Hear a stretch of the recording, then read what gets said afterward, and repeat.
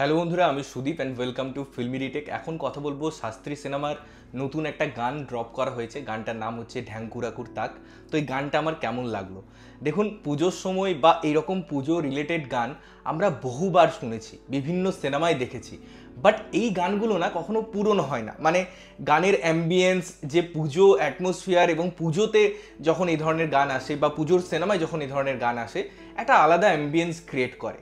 But সত্যি বলতে না, এই গানটা প্রচণ্ড হতাশার একটা গান, কারণ এই গানটা একদম হয়নি। তার আগে এটা বলা ভালো যে প্রোডাকশন হাউস কোনো কার্পণ্য করেনি কিন্তু এই গানটার সাথে। মানে এর লিরিক্স লিখেছে শ্রীজাত, এর মিউজিক ডিরেক্টর ইন্দ্রদীপ দাশগুপ্ত, এর মিউজিক করেছে ঈশান মিত্র, এখানে গান গিয়েছেন এই পুজো সঙ্গের ব্র্যান্ড অ্যাম্বাসেডর অভিজিৎ ভট্টাচার্য, এবং তিনি মুম্বাই থেকে রেকর্ড করেছেন। পরে সেটা মিক্সিং মাস্টারিং হয়েছে এবং মিঠুনের মতো অভিনেতা, দেবশ্রীর মতো অভিনেত্রী, সেখানে অবশ্যই সোহম এবং আয়ুষ, প্রত্যেককেই দেখা যাচ্ছে এই গানটায়। বাট তাও এই গানটার কোনো ইম্প্যাক্ট নেই। গানটার আমি যদি সেট ডিজাইনের কথা বলি, সেখানে প্রতিমা আছে, সেখানে প্রচুর ডান্সার আছে, ব্যাকগ্রাউন্ড ডান্সার আছে, যে মেলার মতো একটা অ্যাটমসফিয়ার ক্রিয়েট করা হয়েছে, দোকান, বড় সেট, লার্জার দেন লাইফ, সব কিছু আছে। কিন্তু এত কিছু থেকেও মেন জিনিসটাই কাজ করছে না, সেটা হচ্ছে ইমোশন। এর দেখুন, যদি আমি আলোচনা করি, তার দুটো দিক, অর্থাৎ অডিও এবং ভিজুয়ালস কোথাও গিয়ে সিঙ্ক হচ্ছে না। প্রথমত গানটার মধ্যে অত ওয়েটেজ নেই এবং গানটার মধ্যে ওই ফিলটা নেই। আমি যদি আপনাদের আরও ভালো করে বোঝানোর চেষ্টা করি, এরকম গানে দেবদা অনেকগুলো সিনেমায় প্রেজেন্ট করেছেন। আমি যদি ঢাকের তালের কথা বলি, সেটা তো ল্যান্ডমার্ক গান। তাছাড়াও আরও দু তিনটে গান আছে দেবদার, যেগুলোতে পুজো রিপ্রেজেন্ট হয়। ইনফ্যাক্ট একটা অঙ্কুশ এবং নুসরতের সাথে একটা সিনেমা ছিল, সেখানেও একটা গান ছিল, সেটাও দারুণ।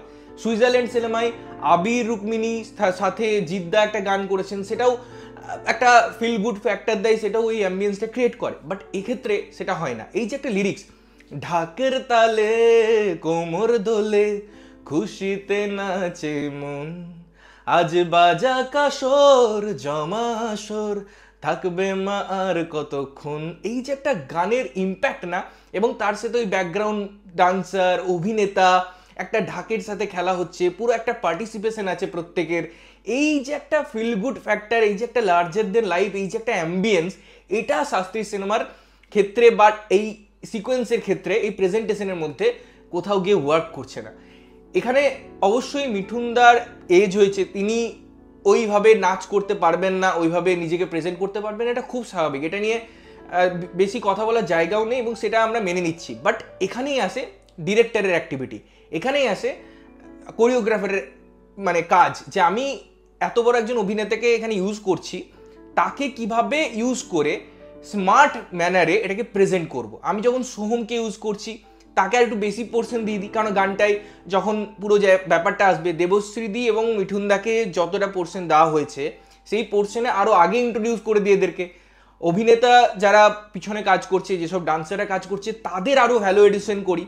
পুরো যে গ্র্যান্ডারটা আছে সেটা বৃহৎ আকারে প্রেজেন্ট করার জন্য এখানে কিন্তু ক্রিয়েটারদের ইউনিক প্রেজেন্টেশন, তাদের থিঙ্কিং এবং ভিজুয়াল একটা ব্যাপার ক্রিয়েট করা যেতে পারতো। প্রচুর অপরচুনিটি ছিল, সেরকম খরচাও কিন্তু তারা করেছে প্রোডাকশন হাউসের তরফ থেকে। আমি প্রথমেই যেমন বললাম, কোনো রকম কোনো কার্পণ্য করা হয়নি, কিন্তু এটা ফেলিওরটা কমপ্লিটলি মেকার্সদের, তাদের চিন্তাভাবনার এবং তাদের ভিশনের।